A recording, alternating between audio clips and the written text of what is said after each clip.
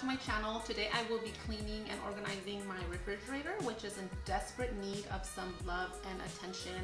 The last time I cleaned it was, I think, like 5 to 6 months ago. So it's about that time. I won't be doing a fully detailed deep cleaning of the shelves and the drawers because I did that the last time that I cleaned. So this time I'm gonna be a little bit more, I'm gonna do a shortcut. So I'll show you how I do it. Only because I'm gonna be doing other things that require a little bit more time. And so I wanted to save a little bit of time on the actual cleaning of the shelves.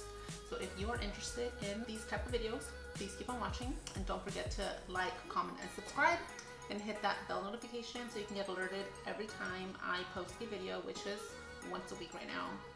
So let's get right into it.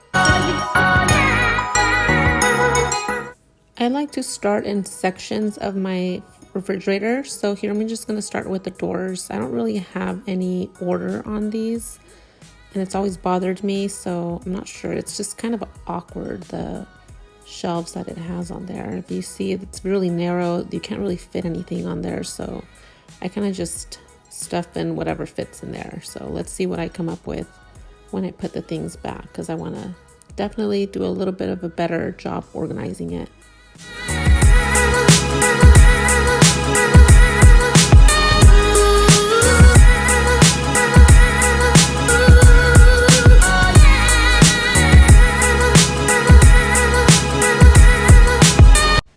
So here I'm just using my e-cloths, which I really love. I just wet one and then dry with the other. It's mainly for glass surfaces, but I love to use it on my refrigerator.